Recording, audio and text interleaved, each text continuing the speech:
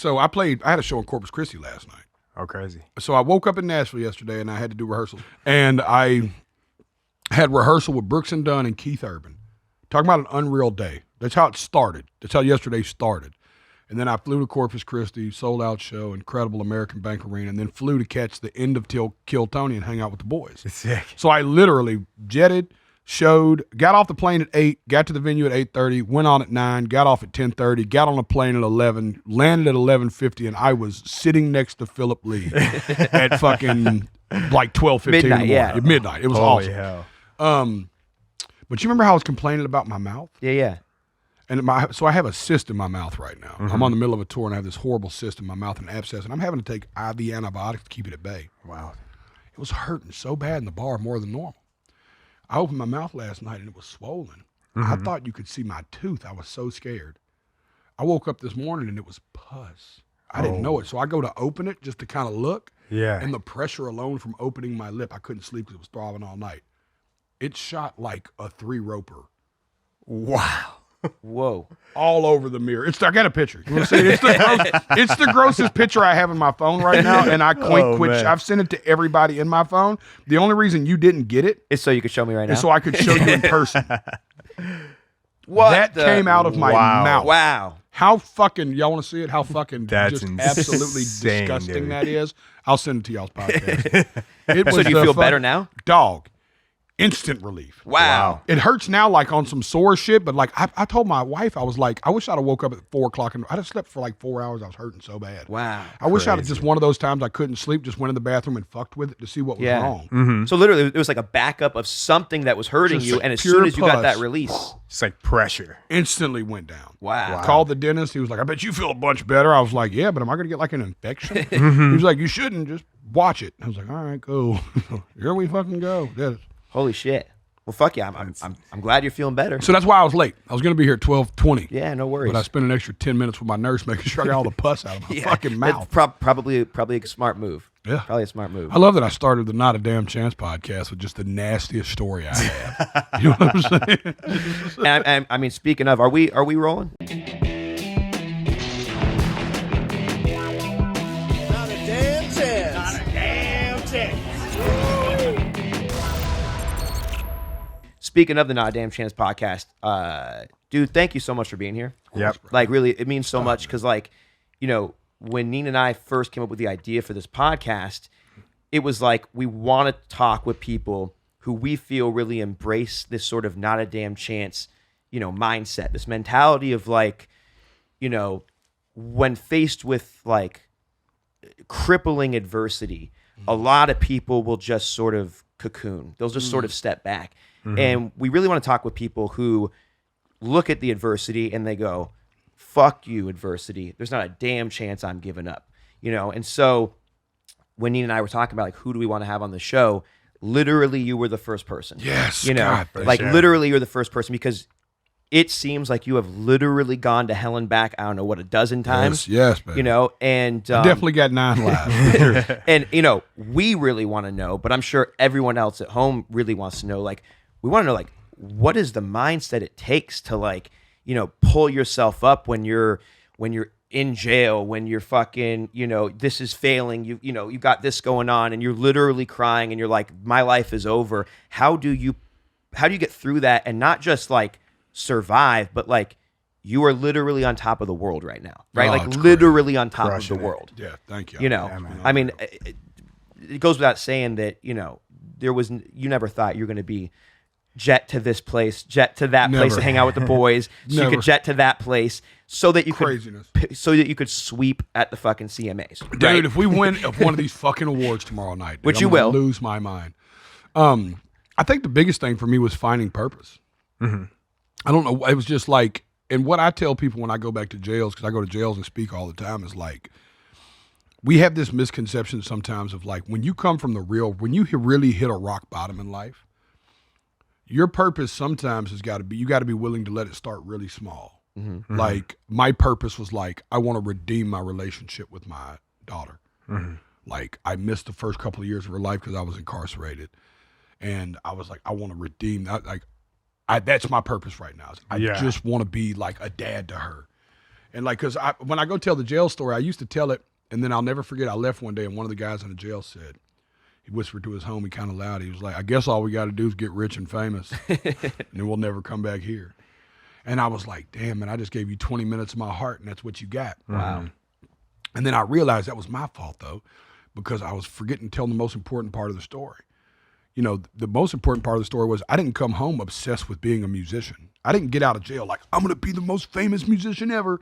I got out of jail like, I just want to see my daughter more than 2 days a month. Yeah. Like, I want to be the most present father. Like, I got out of jail on some, like, I would wake up at 5 o'clock in the morning and take a bus across town to get to my daughter's door to walk her to the bus stop, which was at the end of her driveway. Wow. That's what's up. You know what I mean? Yeah, like, man. I came home like that. Yeah. You know what I mean? I've never told that story, but it's like, that's how I came home thinking. I mean, it's like the guy, you know, who you overhear saying that. It's like, that's like that dude does not have the mindset. You know what I mean? And so like it's touching for me, and I can assume for Neen as well.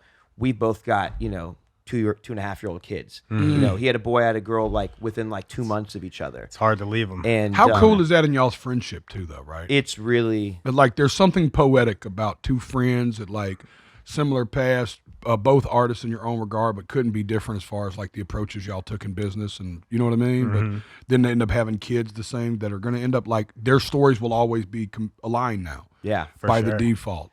But I mean, like, what does that feel like? I mean, because I'm a dad, right, who's on the road constantly, right? Like, I just got home last week. I've been home since May, and we're in November right now, right? Yeah. Now, I'm fortunate enough to have my daughter and my wife on the road as much as they can with me, but it's not always. And I get incredibly homesick when I don't see Aurelia. What does that feel like to I mean, you're in jail, you can't. Like, Yeah. what does that feel like, and how do you fucking deal with that? And it's the worst, man. It's and the hardest part is having an introspective moment where you go, man, I did this though. Yeah. You know what I mean? Like, that's the hard part. Is like when you taking have that, like, accountability. it was so easy to spend so much time in jail. And dude, I blame my neighborhood, my mother, my father, childhood trauma, and all this stuff is real. It can have a part of why you end up in jail. For sure. But what I ended up learning was I was so busy blaming everything else but me, I never actually took accountability. And then one day you got to sit in the mirror and go, man, I did this. Like, at the end of the day, I truly put myself in this position, and I lost all that anger. And it's the first time that I didn't let the shame spiral. It's the first time that I was like, hold on, I'm going to stop this shame right here. Because that would normally be the beginning of me, any kind of little shame spiral. It's not my fault if this happened to me when I was a kid. Shame. Shame. Yeah. You know, and it was the first time I was like, no, I got to figure this out. Yeah, I mean, it's Ultimate accountability changed my life. For sure. and that seems Ultimate accountability. That seems to be a thing. I mean, we talk about it all the time, and I mean, Neen's overcome a shitload of adversity. I've dealt with a lot of trying, you know, situations. We're not necessarily here to hear all about Neen and I, but you know, we talk about a lot the difference between, it seems that like there are people who blame everybody else, and then there are people who take responsibility.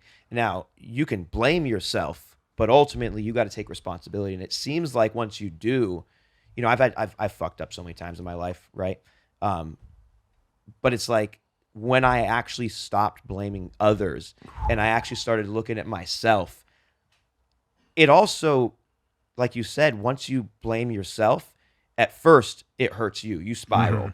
But then you realize, why don't I take that, or at least I realized, why don't I take that feeling and all the energy, the negative energy I'm putting into me, why don't I take that energy, the same amount of actual like cells moving in my body, and why don't I just put that into not doing the thing that makes me feel bad? Almost you know. like turning a negative into drive, like Right. almost into a positive, you know? Yes. Just like figuring out a way to make it light that fire, you know? There's a beautiful moment where pain can become purpose. There's a beautiful moment where obstacles become opportunities. messes become messages. Like these are, and they're little bitty windows that they happen. And if you grab them, man, they'll change your fucking life. Yeah, dude. For sure. You know what I mean? Like if you grab those little moments where you can turn that pain into some sort of a purpose. Because I was guilty of, and it was hard for me to do that because once I turned the pain into purpose, then what I had to do was I had to exchange the excuse. And that was rough. Yeah. Because I loved the excuse, right? Like hold on now. You're telling me once I use this pain, I can no longer hold it against other people.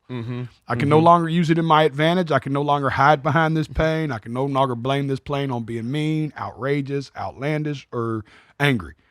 It was like, yeah, that's the deal. If you turn the pain into purpose, you can't do none of that with it. I was like, it's a rough and I fought with that for a while. Like, hold on now. This is my comfort pain. Yeah. You know what I'm saying? My favorite quote on that is, the cure for pain is in the pain, so that's where you will find me. Ooh. Wow. Who wrote that lyric? Me without you. Oh. Yeah.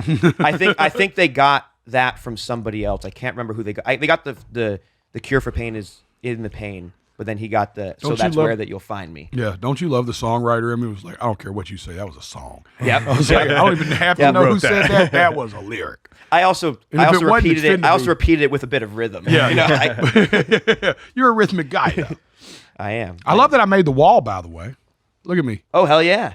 Look at that. Awesome, dog. Boom. You know what's yeah. really cool about that? We got to take. I got a Polaroid at the venue. We'll take another one tonight. I've probably lost 100 pounds since that picture. Crazy. Let's And go. that I see it is- in my face. My face is like moon swollen right Dude, now. I feel it when I give you a hug. It's Yeah. fucking. And that's another thing right there. Like, so many people don't do that. So like,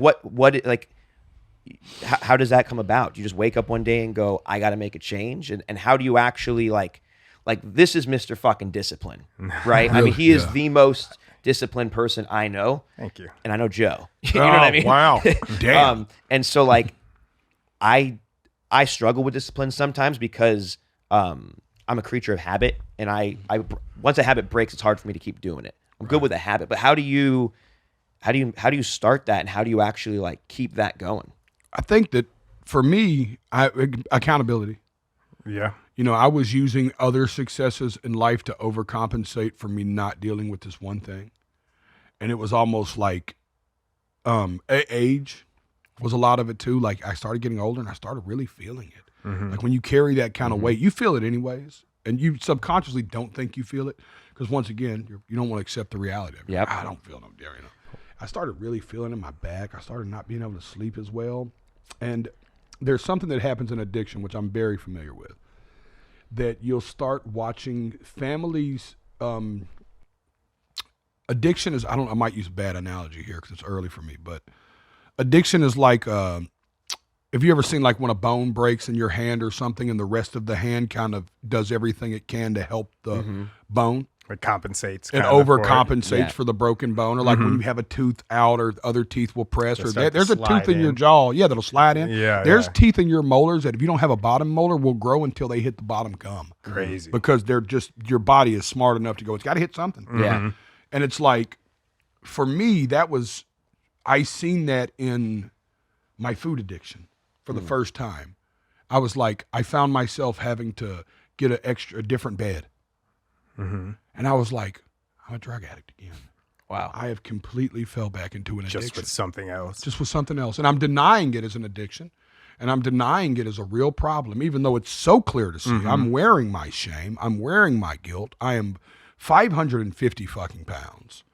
And I'm still like, I can't tie my shoes. I can't clip my own toenails.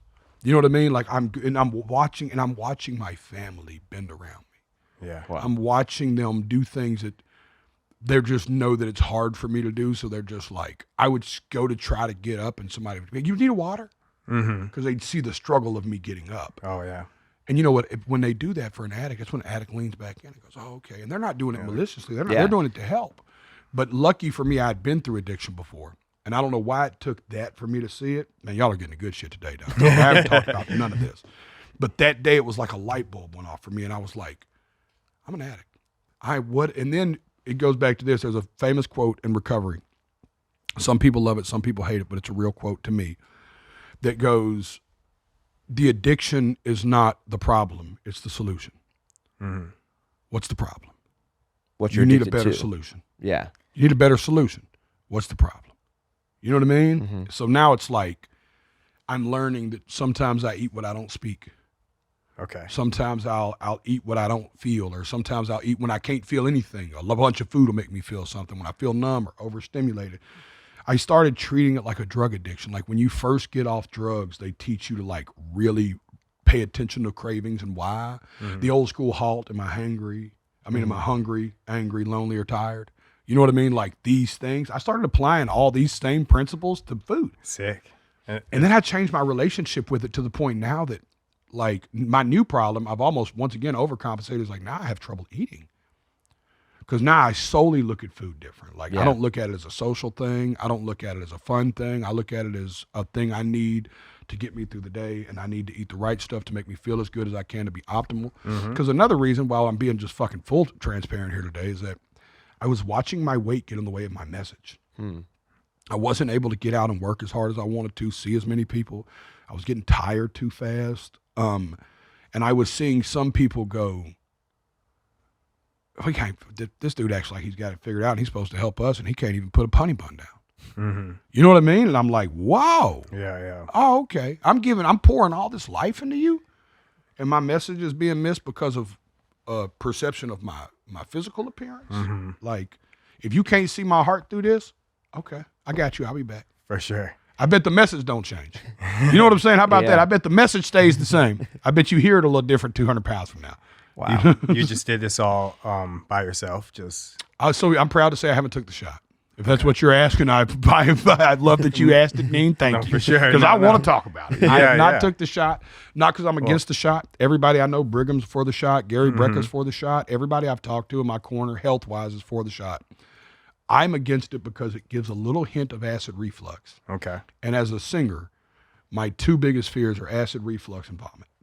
Nothing has more of a chance of fucking up my show. That could fuck up your vocals, right? Yes, sir. Yeah. Nothing will fuck up a vocal more than you throwing up or getting really bad acid reflux. Well, I love that you took just like your route at it, because it is possible. You just have to have the discipline to do it. Yeah, and in the same way I feel about addiction, for anybody out there struggling with weight, I want y'all to know that I don't believe there's a one-size-fits-all for health. You know what I mean? Like, I don't believe there's a one-size-fits-all for recovery. It's like, yo, man, the shot might be for you. I know a lot of people that have had crazy success with the shot. If you can deal with the little GERD, it's for you. My trainer always says, the right diet's for you, the one you'll stick to. Yep. You know what I mean? For sure. It's like, it's kind of that easy. So eat it's like stuff that you like. Yeah, eat stuff you dig. Yeah, watch on portion size, The guy I hired has been helping me a ton, man. Ian Larios, he helps UFC fighters cut weight. Sick. Yeah, he's incredible. Great dude. And what's fun about him is what he enjoys doing is taking the shit I like to eat and making it healthy. Yeah. So like we sit down and it's like, I'm a typical fat Southerner. He's like, what do you like? I'm like Chick-fil-A, French fries. And he's like, all right, cool. We'll do air fried potatoes. You can make all that and stuff. We'll do air fried so chicken good. and we'll do it with chickpea flour instead of this. And like he finds a way to like, I feel like I love Waffle House, as you could guess. Waffle House is great. Surprise. I love That's a great one. Love Waffle House. Open late. Yeah. And you they can find them everywhere. Yeah, they're everywhere 24/7. If you ever see one closed, the storm is really bad. Yeah. You know what I'm saying? Oh, yeah. But I love the hash brown bowls. Okay. And he knew that because the first year we spent together, he pretty much just followed me to watch me not eat his food and just be like, I don't want to lose his weight. But he's such a dedicated guy. But we go to Waffle House and he's like, I can make that same bowl healthy. I can make that. You won't taste much of a difference. Yeah. And I love that he said awesome, the word much because that was honest and I needed that. Yeah. So you won't taste much of a A difference. little difference, but not much. But he's right. And once you get your palate used to it, dude, I'm doing too much talking. I'm sorry. No, that's perfect. A lot of times when you eat kind of like dirty food a lot, I believe it's like your bacteria craves that dirty food. So once you eat like cleaner food more often, then your bacteria craves cleaner food, I'll find out with myself if I eat like chicken and sweet potatoes and spinach often, that's like what I want. And then I'll look like at like a fried chicken sandwich and I'm kind of like, I don't really want to taste all those oils and just like that burnt oil taste and stuff. It's like I just want the grilled chicken. I mean, it's the same thing. I think it's the same thing with alcohol, right? If you don't drink you take a couple of days off, you're like, oh, I'm cool. But as soon as you have a drink, you're like, I should just have another one. So I kind of feel like, I wonder if that's psychological or like it's just cravings, you know. But that's it's an interesting sort of take on it. There was one point where like to go to sleep, I'll have like a Snickers because it would just put me straight out. I think it would just raise my blood sugar and knock me out. It was like my bedtime snack. And I realized like if I had a Snickers at night, one night at like 10 p.m., the next day at 10 p.m. when that hit, it was like, yo, is it Snicker time? You know, my brain would like tell me like, hey, go get a Snickers, you know, and you would have to break that cycle in order to get away from it. I've noticed that with snacks. So my wife and I are sort of big snackers, you know, and I lost almost 40 pounds, which was a lot for me. And Dog, you're probably great down job. 20 since the picture we took together there too. dude, Right? You're probably Hell down 10, 20 pounds right there. there's a bro. picture of me that my wife showed me a couple days ago from like 2016, and I look like I'm in my mid to late 40s, you know, and I'm in my late 30s, and like I was in my late 20s, you know, and I look 10 years younger than I did 10 years ago. Right. Crazy. And you know, like one of the things is like when I really tried to get into shape, I started, you know, he actually helped me start exercising, and I got a Whoop and all those things. But what I noticed about snacking at night, it was hard to stop snacking. But once I stopped snacking, I went like a year without like having like chips or anything at night. But then one day, once I conquered it, I was like, I'm gonna have a little snack the next day. I need that snack. I'm too hungry to. I'm like, I'm not hungry for a snack, but like your body Gets used to it. yeah, Yeah. and that's where the discipline comes in. Is to be able to go, fuck you. I'm not going to. Yeah, You know, I yeah. want, and that's what's interesting about the philosophy of sort of not a damn chance. It doesn't have to be about how to become, you know, the biggest artist in the fucking world. It could just be about like, I'm not going to have a snack tonight. I'm not. It's not a damn chance. I'm falling back into that. Yeah. That habit. Man, you want to talk about not a damn chance? I had it happen at my house 3 nights ago. So I've been gone most of this year, Neen. I'm telling you because me and this guy talk a lot. Yeah. But I'm gone, you know, 250 days a year probably from the house. I went home for the first time in like 11 weeks for like 3 days straight, which is unreal. Yeah. Took my daughter to a UT football game. I mean, we had a ball. And the first night I was home, when I came home, I absent-mindedly haven't been home in 11 weeks, found myself in the pantry. That's my go-to move late at night. That's my shame naturally eating. That's when I just go. took you in I'll there. go in there and house a bag of chips, house a bag of donuts, whatever my kid's hiding, I'll find and just fuck it up. It's where my addiction manifests the highest. Yeah. And I was in there, and without saying it, but on your podcast, for the sake of the podcast, the idea was like, when you wake up in there, you go, oh, it's not a damn chance I'm in here right now. Yeah. Like, I'm getting the fuck out of here right now. Yeah. And there's not a damn chance I'm going back in. Because now I have identified the pattern. For sure. It's the discipline comes in after, because some people don't even really lack discipline. They lack seeing it. Yeah. Like acknowledging, and then the discipline kicks in. It's like I found out I'm a real disciplined dude. Yeah. When I can actually acknowledge what's happening in a real way. My favorite, I don't know if it's a quote or not, but like my favorite thing to say, and I say this to a lot of my cooks, is like, it's totally okay to step over garbage until you notice you're stepping over garbage. Ooh. The minute that you step over that garbage and you see it, you're an asshole. But if you don't see it, you're not an asshole. You didn't notice. Dude. So start training yourself to notice. Yeah. And then start seeing. Then you I do that all the time. I'll not do something out of laziness, and I'll literally have like a war cry, and just go do it, because like it took me to you know what I mean? Like that. Literally, I walked into the pantry last night. I walked in the pantry at 3:00 this morning, right? Because what were you doing at 2:30? Who was you with? Huh? What happened to you last night? Have a couple of beers. You get home, it's 3:00 in the morning, and I go in and I literally grab a bag of chips, and I literally go, and I put them back, and I close the fucking door, and I get in bed. But it takes that, because you still want it. And dog, that little win.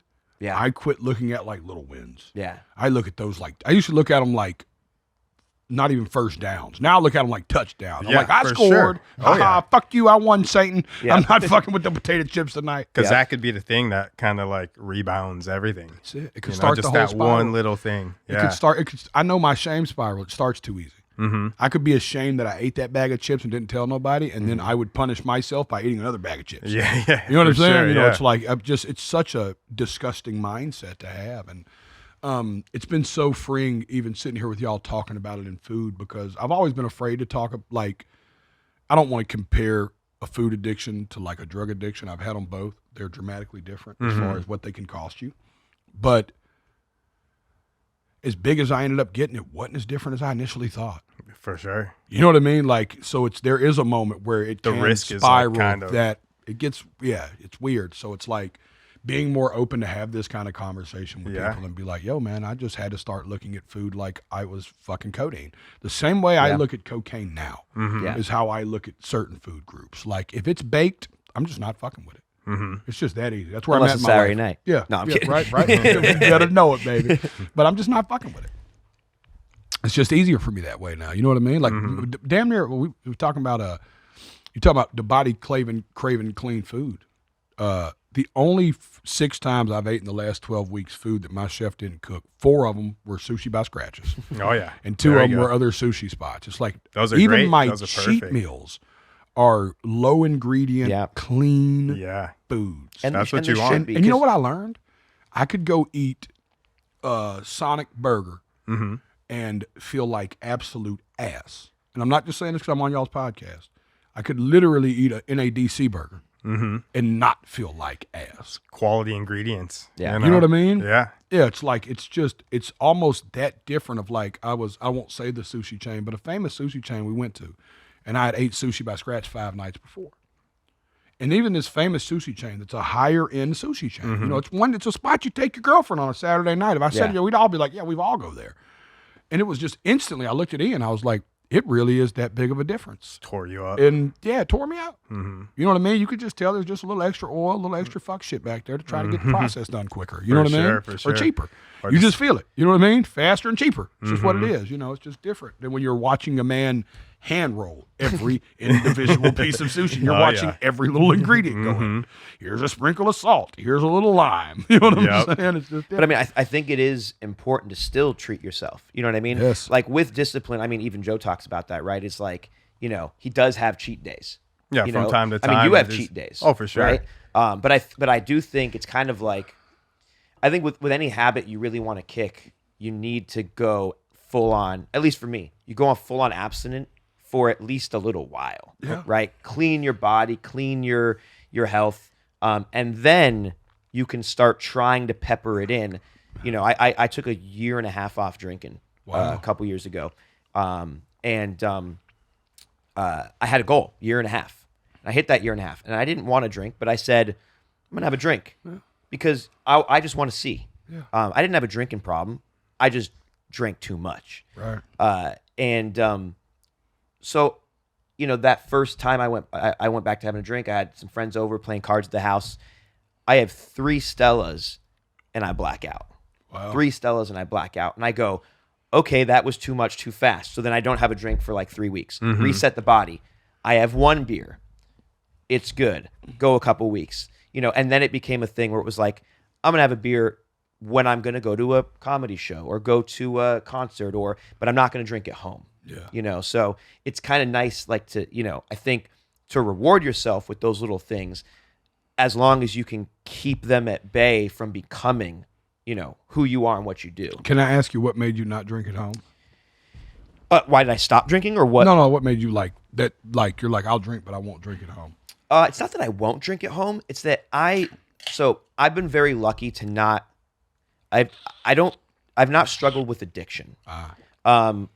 I want to do things. And when the second I don't want to drink, I don't drink. You know, when I took the 1.5 years off, I was drinking a lot. I had a restaurant where, at the end, imagine coming to sushi, right?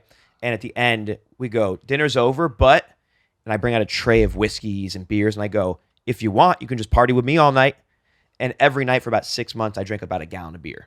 Really? And one day I woke up and I thought I was having a heart attack, and it was just my body was saying, yo, stop. And so I just went, yeah, I don't need to do that. I was doing it because it was like, how cool would that be? How cool would it be if like every show afterwards, how would your fans feel if they got to just hang out with you afterwards? Yeah. So it was kind of that meet and greet thing. So I was doing it as part of the experience of the restaurant, not realizing what it was doing to my body. And my body goes, yo, motherfucker, you got to stop this. And so I went, okay, body, I will. Wow. And then when I picked it back up, it was like I picked it back up to be a fun enhancer of fun things. I don't need to enhance hanging out at home with my wife. Right. You know what I mean? Deep, Moderation, deep. basically. Yeah, that's You deep. know, I mean, every once in a while we'll have, especially if our daughter's with grandma or whatever, we'll have a glass of wine at home because it's nice. But it'll be that's a date night at home. That's not Tuesday night at home. Right, that's real. For me, the reason I ask is I don't drink at home. It's a hard rule of mine. It always has been. And I had a father who was an alcoholic, and it's because he drank at home. Okay. And for me, there was a signal there. I don't know why I felt, and it's like I probably do more work into my recovery eventually and figure it out. But there was something there that triggered me early to be like, I will never have it. My daughter will never be able to say she's seen me just sitting on the couch drinking. Yeah. She will never be able to say she's seen me at the dinner table drinking. She'll never be able to say like, has my daughter seen me come home drunk? Yes. You know what I mean? Yeah. The little fucker shouldn't have been up, but she's caught, you know what I mean? But has she seen me get drunk at home? Yeah. No. That's an awesome rule. You know what I mean? And I don't know, but it just something that sat in me that was like a separation of church and state. Yeah. Because I think I looked at my dad, like he would take us to the bar and we would sit, because he was a bookie. So we just sit at the bar and he'd run the bookies all day. And it didn't rub me wrong that he would drink there. But when we got home, Yeah. It's he was different. a kid, it was just like, why are you still drinking, dude? Yeah, like you're not in alone. that atmosphere. Nobody here Yeah, drinks. I know. It's just you. You know what I'm saying? It's like you've been at a skate park all day. Why are you doing kickflips in the fucking living room? Dude? That's for skateboarding. This is for hanging out with the family. I was just like, yo. So because of that, I have like a hard don't drink at the house rule. Interesting. Yeah, no, I've never had necessarily that. I've just like, it's kind of like the snack thing. It's like you got to set some sort of boundary. Yes. So it's like, what if, because again, we could have been out last night and I could have not had a drink and had a great time. But I'm in a social environment. And that was rare And for me. you didn't have a drink It was last rare night. for me because my antibiotics. And I never don't have a drink. And last night taught me a lot about my friends because I'm the guy that makes everybody drink when I drink. And I was like, Tony's going to make me drink. And Tony looked at me cross-eyed drunk and said, you owe me one, motherfucker. Next time you try to feed me alcohol, I don't want to fucking get blackout drunk. I was like, we're even. Fair. Yeah, I think there might have been some pregame and knowing you were coming. Yeah. No, Tony was fired up, man. I had such a fucking, that place has never lost its luster to me. Yeah. Like every time I walk in there, it's like a kid at a candy shop. It is my favorite bar in America. And I've been to a lot of bars. Like I am a bar frequenter. Yeah. I got my picture hung in a lot of bars. I was saying it's like a very close group of friends in that bar though, right? It is. One of the security guys, I think it was Sean, maybe on the way out last night, said this to me. I said, man, thank you again. He said, man, I heard what you said about this bar on Rogan, man. He said, thanks for the shout out. He said, but you don't know this, man, but we love that we get to see y'all be normal. Yeah. He said that's our favorite part of this room is that we get to watch a bunch of extremely abnormal people come in here and just be fucking normal people. Because if I've taken a picture in Mitzi's, it was Troy. It was like a photographer that was just taking pictures. I can't think of more than 2 or 3 times somebody's been allowed to bring a phone out in Mitzi's and take a picture. And not that I mind taking pictures with people, but it's a lot easier to party when you don't have to. For sure. You know what I'm saying? When there's not a meet and greet line happening, it's a lot Yeah. easier just to party. You know what I mean? So it's like, it was cool, man. It's kind of like you're in your basement or something. I love it just so chilling much with I friends. flew from Corpus Christi. Right. I was so mad we booked that Monday. I told my management then, I was like, hey, man, if we're ever, especially a Monday, Yeah. near Texas. Anywhere near. We're within a 2-hour flight. If we're in a 2-hour flight to Texas, keep that Monday off. We're flying to Texas every time for that Monday. You know what I'm saying? For sure. I'm going to look at a place today, though. I need your real estate people's number. Oh, for sure. Sick. For sure. I'll get you that. So back to, one of the things I wanted to ask you about is, so we were talking about, food and diet and those things. Neen's a professional athlete and fitness coach, and I know you've been doing a lot of exercise and working out, and like, going from someone who you literally said has trouble standing up to now I see on Instagram you're running up and down the fucking stairs of the stadiums. Beast, You're playing fucking basketball. I'm going to play today. Do y'all want to hoop? Yeah, I'm going to play three. yeah. I mean, how do you start that journey? Like, it's one thing to go, you know what, I'm just going to eat less. Another thing to go, I'm going to eat less and I'm going to start running and lifting and doing all that stuff. So what does that look like? Yeah. Also, man, I shout out to Gary Brecka and Brigham. I've done a lot of what I didn't do with the one shot. I've done with hormones. Like, I definitely had estrogen through the roof. Testosterone was Got in you the all teens. leveled out. I'm like starting to get that alone changed so much for me. Like, Are you on testosterone now? Oh, for sure. And it's been the greatest thing that's ever happened. I woke up with morning wood like on week 3 and was like, whoa, we're back. I was like, holy shit. I knew something was different when I got fucking a smoking hot wife, and I always think she's hot. But I mean, I woke up out of a sleep the other day and she was walking by and I was like, oh, this is changing. I was like, God, I hadn't felt this way in years. You know what I mean? So it's been super, super cool. But the moving around part was like, I love exercising. I love moving around. I am not meant to be this obese.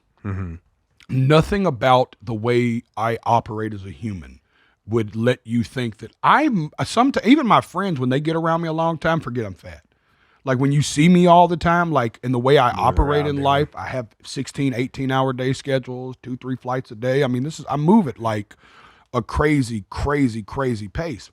So just naturally starting to get the weight off, I started wanting to move around more. You know what I mean? I started being like, hey, we should box a little bit. Like, hey, we should walk around the arena. Like, you know how it is, like, man, and I encourage all really obese people to be patient that first month, because your body is going through so many early changes that you're not going to see the results that you think you're entitled to.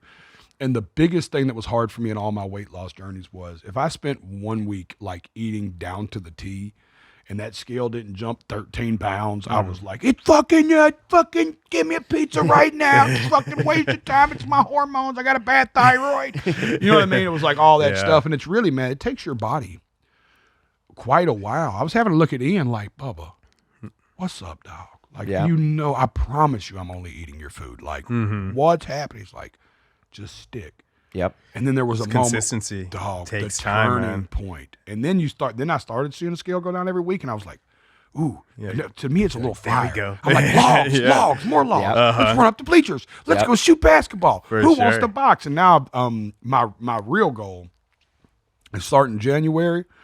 Starting December, I'm going to get under a pile of weights. Oh, hell yeah. So in all my life and every time I've lost weight, I've done the yo-yo thing. I've lost 1,000 pounds. And then bounce back. Right, yeah, I've lost 250 pounds 2 times now. You know what I mean? This will be the 3rd time. And just that kind of up and just kind of constantly going. But every time that the smaller I get, the more active I get. Yeah. And it's just by nature. But I never did it through weights. Yeah. And this time I'm like, I want to get under a pile of weight.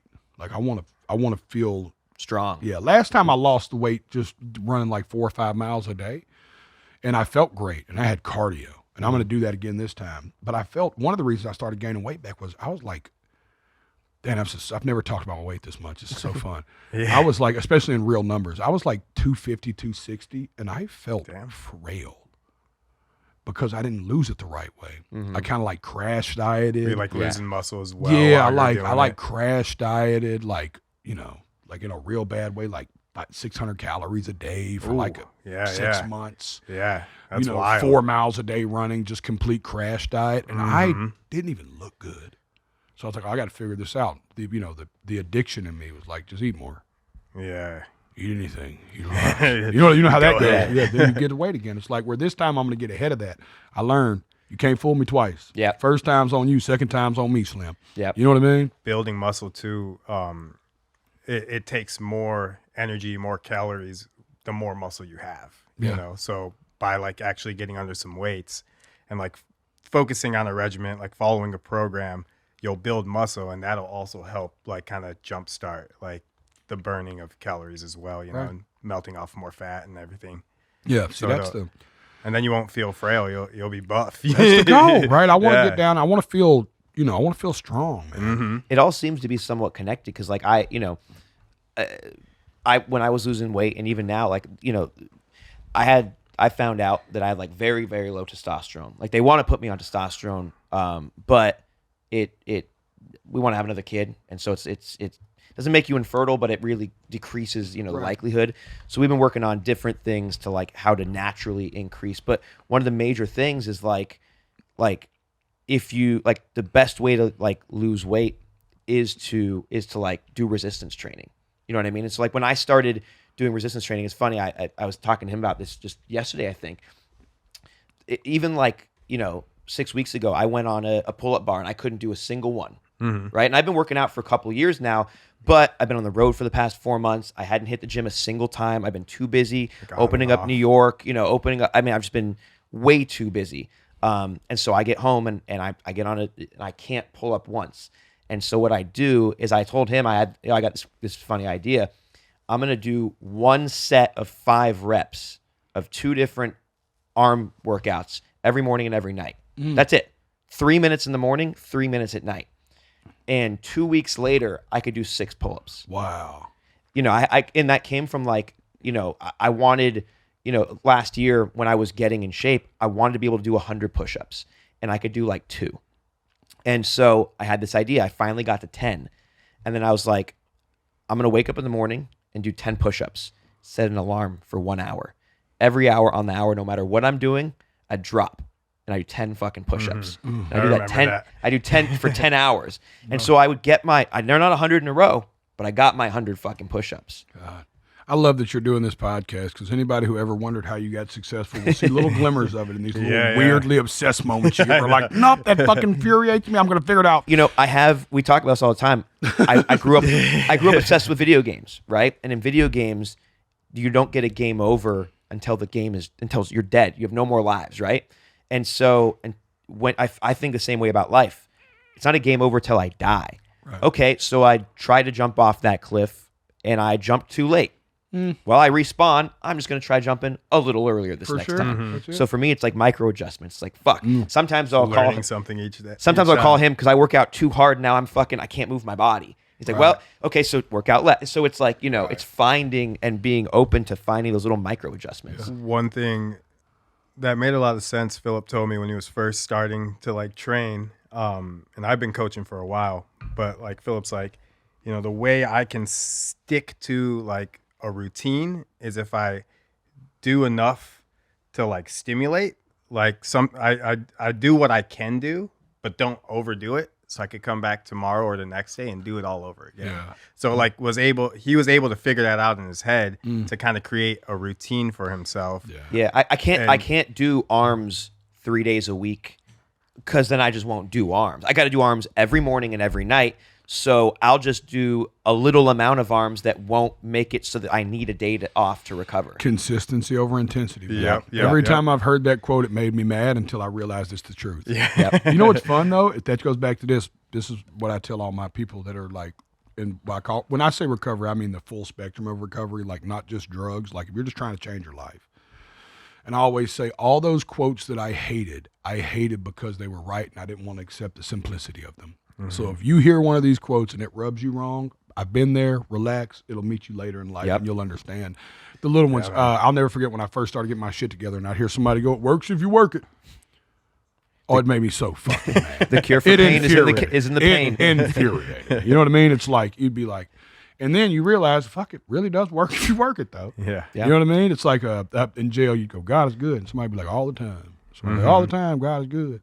And I'd be like, fucking y'all stop that shit. Now I literally find myself whistling, going into grocery stores. Somebody's like, how you doing? I'm like, God is good. You know what I mean? It's crazy, but it's like those simple quotes. But yeah, that Bricks, a fitness influencer, taught me that one time. He's like, man, consistency over intensity, man. I'm a very kind of intense guy. And he was like, man, I need you to be the turtle right here, not the rabbit. Yep. And I took that approach this time too. That's why we shoot basketball. I was smarter this time to go, I have goal weights of like, at this weight, I'm going to start lifting weights. Yeah. You know what I mean? Does that make sense? Yeah. Like at this weight, I'm going to lose the first 150 pounds just like minimally trying to do more, like walking around the arena, hitting some steps, just like being consciously physical. Like, you know, leaving the hotel today, I'm like, I'll take the steps. It's only a flight of steps. Yeah. Like fucking, you know, just little things like Ian Larios always preaches, take the steps. Always take the steps. Yep. And just making those little changes. And then it's like, all right, but when I get to this weight, I'm going to ease into this. Yeah. And then when I get to this weight, I'm going to find me a trainer. And it's like, even testosterone. I didn't want to shoot testosterone for the first 100 pounds. Okay. And that's what I did. I waited until I got 100 pounds off even. And then I was like, all right, let's go really get testosterone. So it sounds like you know, it's again, a very simple saying. If you fail to plan, you plan to fail. Period. Right? It's another one of those little quips. That's exactly what you're doing, which is I'm coming up with a plan. I'm being strategic. I'm going to stick to the plan. And, you know, I'm just going to take my time and believe in the process. 100%. And even on weeks where we hit a couple of weeks where we wasn't getting nothing done. And I was like, I started to find that, I hear that little devil like, yo, it ain't working. And then Ian comes to me, he's like, man, just it's a hormonal shift. You're on testosterone now. Your body's immediately going to hold water. It don't know what's going on. Just like, Give I it a bet second. you dump 15 pounds of water in the next week or two. And I was like, no way. And I could tell by my ankles I was holding a little water, you know. And sure enough, 2 weeks later, we get on our scale for our regular weigh-in. It was fucking a blowout. You're just like, just breathe, baby. Just breathe. Yeah. You know what I mean? It takes time, He's slow like, and steady. He's like, sometimes you might think you gained 3 pounds this week because you had 7 flights and ate sushi by scratch twice. He's like, you didn't gain any weight. You just ate more salt than you're used to eating and you flew. Holding on that water. You know what I mean? Yep. He's like, trust me, dog. Get a couple of good nights sleep. When you wake up and piss 3 or 4 times in the night, just like you can't stop pissing. He's like, get rid of all that shit. For sure. So it's been, man, this has been healthy for me to talk about this, by the way. Hell yeah. I don't think y'all know. I didn't come here expecting to like be able to vent about, this is like, I don't talk about this subject. And I don't think that's the thing is like most of the It's a shameful subject. It's hard to talk about. I feel safe. I'm with my friend. So. it is. And the thing is like the reason we wanted to start this podcast was because there are a lot of podcasts out there, right? Obviously. But the thing that we didn't really find a lot of, there is some, but it's like, they'll be like, you want to make $1 million? Get in a nice bath. You know, but we wanted to talk to people about the shameful things. Yeah. You know what I mean? And actually have people here who like, not only are we asking them to be vulnerable, but we're going to be vulnerable. Right. You know, because I mean, he's at the top of his fucking field. You are clearly at the top of your field. I'm somewhere around the middle, but I want to be at the top of my field.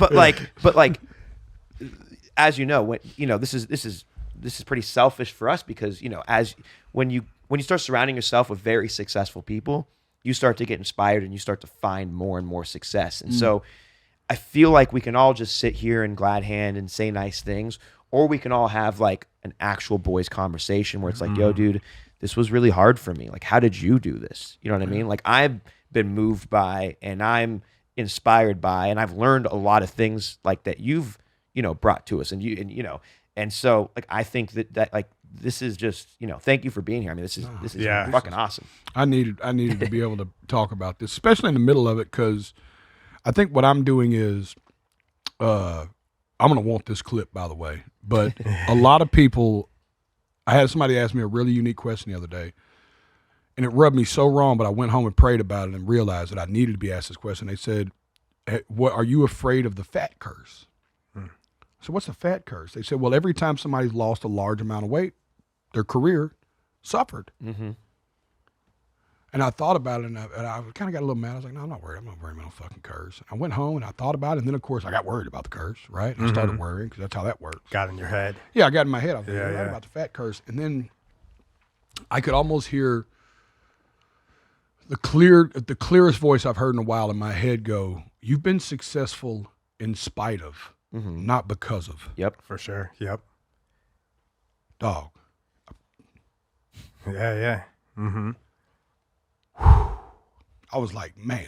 But the ability to You know what I mean? look Like, at it that yeah, way. like, whoa, like, yeah. So then I thought about, like, am I worried about a fucking fat curse? Like, dog, I have managed to be this successful carrying an unnecessary 350 pounds. Yeah. A whole nother 2 fucking Neens almost. Yeah. You know what I for sure. mean? Like carrying them. Like, you think On I'm each going shoulder. to, and Bop, you bop. think anything about me losing this weight is going to be a curse?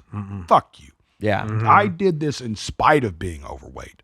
You think I'm on a fucking rocket ship now? I am going to be Elon Musk when I lose another 150 pounds. For sure. Yeah. They're not going to be able to stop me. But You know what I mean? you have like your music and your lyrics and everything you bring to the table from not just even what you're singing about, but the philanthropic work. I mean, you have way too much substance. There are a lot of, artists out there who, this guy is, referencing in this curse that like they wrote pop songs, that didn't have a lot of substance maybe. They didn't, Yeah, they were the fat, funny guy in Hollywood. And they just couldn't find the role outside of that.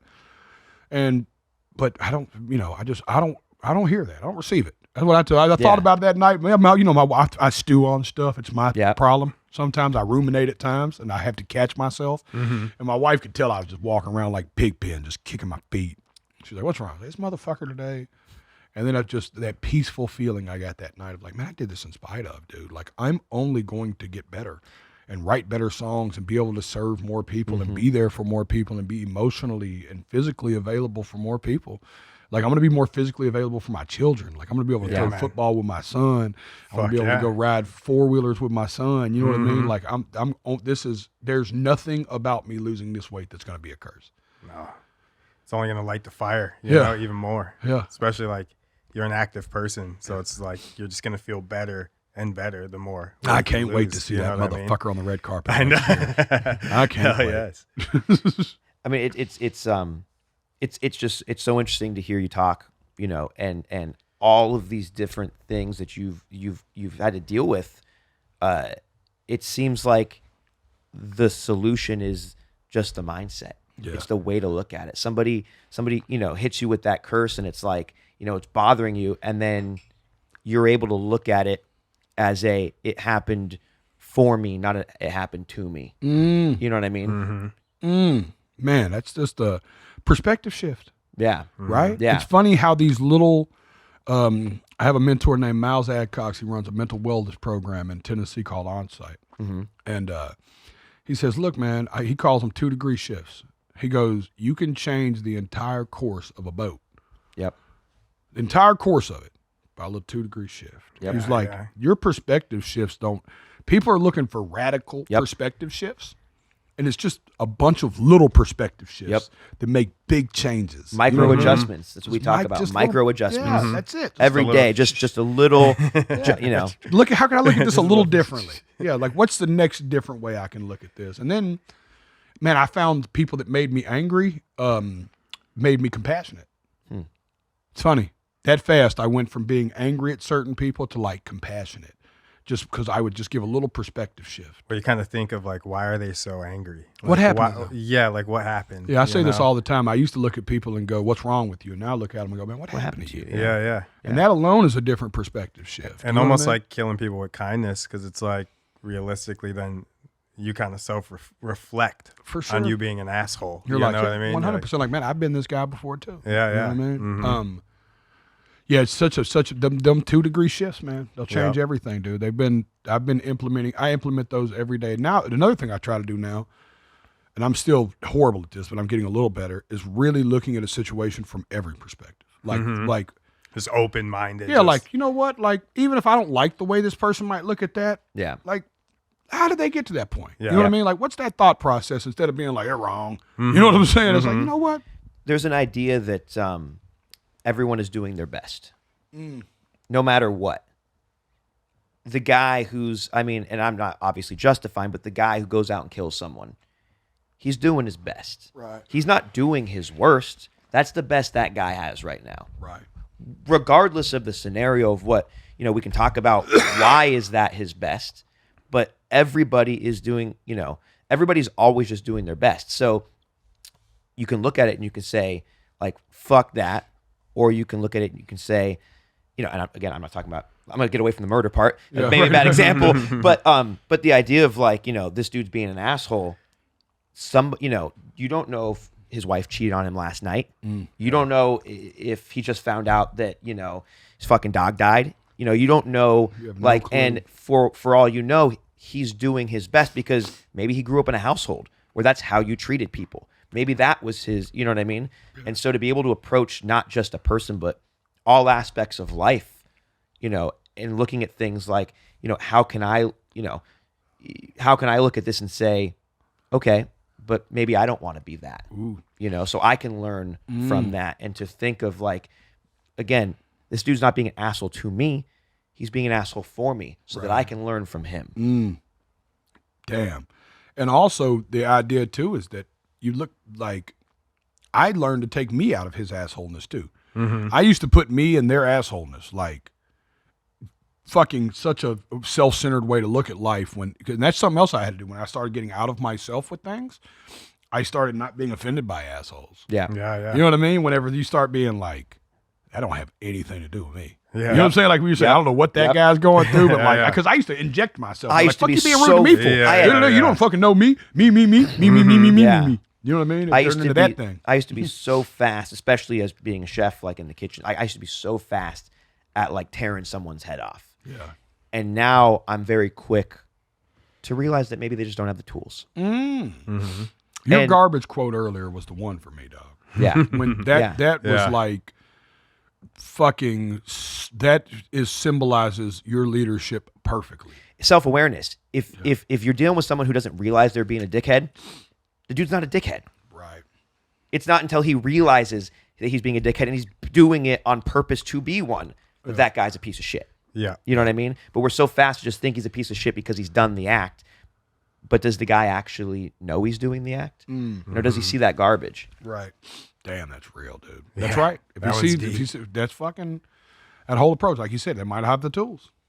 You know what I mean? It looks at it different, especially the culture you come from, because that's a crazy culture too. Chef culture, like the way y'all interact with each other, at least all in the movies. Dude, I The was, movies make it intense. the movies make it look like I would never. You know what I'm saying? I was of the last generation. Seriously. I was of the last generation. I had pans thrown at me. Yeah. I was Crazy. I had chefs who would come and talk shit to me in my ear while I'm cooking, while I'm going, yes, chef. Like that really did happen. And then when I became a young chef, I was in my early 20s. I opened Scratch Bar when I was 25, but I was the head chef running restaurants when I was 23, 24. And I didn't have the tools to do anything more than be to those guys and girls how I had been treated. And there was one very specific thing that happened to me. So I was probably 23, right? The head chef of a restaurant. And this cook comes over. He's a prep cook. He's in his maybe 40s. And he says to me, Chef, you never once in 6 months have said good job to me. Every day you come over and you break my balls about the smallest things. Your chives aren't cut right. Your onions aren't peeled right. You burnt like these little things that aren't that big of a deal. And you've never said thank you. And my response, and I'll never forget this, my response was, your paycheck is your thank you. My job is to get you to cut the fucking chives right. And I turn around and I walk away. And for whatever reason, and I think it might have been because he quit the next day and he came in and he told me and he was teary-eyed, but it changed my life. Because that's just not the way to do it, But again, that's the moment I saw the garbage. That's the moment I saw the garbage. Don't know how long you stepped over it before. Right? Oh, I've been stepping over for right? But that's the day you saw the garbage. Yeah. Ooh. Fuck. Damn, man, look at you. I didn't plan to come here and get a testimony today, baby. I needed to hear. I thought we were going to come in here and talk about, so how'd you start making music? Yeah. But where'd you get your nickname? I fucking got up and kicked one of y'all. Fuck, we've been talking for an hour now just about but this is really what it's about. Yeah. That's what, this is, this is going to be, this is going to be our first episode, and this is setting the stage for like what this is about. And this is about, what's the mindset? What's it take? How do you wipe the tears? Literally. You're a guy who's been known to cry a little bit. Yeah, I wear it on my sleeve, dude. But that humility, I think, is like, it's because what I personally, and what we both talked about a lot, but what we want people to take away from this show is to realize that every person at this table, we're just regular fucking dudes. Yeah. We're just regular people who just maybe look at things a little bit differently. And that's a mindset that you can adopt. Anyone can adopt. It's all about the perspective shift, man. I was I've been called a delusional optimist. Yeah. That's what Yeah, I was a desperate delusional dreamer And the only thing I regret about that was the things I did out of desperation. Mm-hmm. But everything I did out of delusion, boy, I'm glad I did. Yeah. You know what I mean? I remember standing on stage in front of 40 people in Waterloo, Iowa at Spicoli's and going, I am going king to of the be world. a rock star. Yep. Mm-hmm. You know what I'm saying? That is delusional. Yep. But I'm glad I believed it. You know what I mean? Yeah. It's the desperate stuff that kind of fucking stuck with me, man. Well, I mean, look where you are today. I mean, the top of the fucking world. And speaking of, Crushing it. I mean, like, magic lamp on the table right now. What's the future for Jelly Roll? Like, what is, I mean, it could anything. Like, in 10 years from now, who are you and what are you doing? Great question, man. Like, literally, you can have 10 years anything. from now, we'll say I'll be going into my 50th birthday. Mm-hmm. I would think that I would have transitioned fully into philanthropy by then. I would think that music would be a hobby again and wouldn't be my career at that point. I would think I would have already hopefully done some television stuff and some movie stuff and told stories in that way over that course of 10 years. And I think I help people now through the form of music, and I do a lot of hands-on philanthropy, and I do a lot of financial philanthropy. But I would like to spend the last 20 years of my life just doing nothing but serving people. That's awesome. I'd like to take me completely out of the end years of my life. So 10 years from now, I'd like to be starting that chapter of my career. Amazing. I believe is music's remembered in decades. Mm-hmm. So 6 years from now, we'll be going to the next decade. Mm-hmm. God willing, I can still hang around a few years there as the old guy from the decade before. You know how the music business works. And then I'll transition into full-blown philanthropy.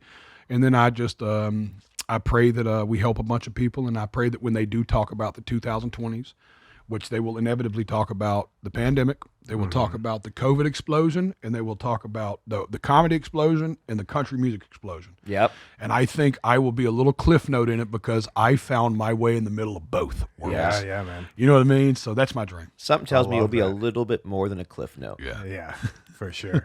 Oh, I'm cool with just a cliff note, baby. Dude, thank you so much for being here. Love y'all, Yeah, brother. thank you, Anytime, brother. Neen, I'm glad we Appreciate it. got to meet, man. Yeah. Love what you do, man. I love Phillip. He speaks of you in the highest regard, man. He's Thank I you, love brother. when a man has a best friend he's had, and it's his best friend, and he stands on that. And that's touches me. Fuck yes. So that's the reason I want to do this podcast. Hell yeah. Oh, Thank yeah. you Well, for thank coming, you for being brother. here so much. Love y'all, brothers, man. Oh, yeah. Love you. Appreciate you.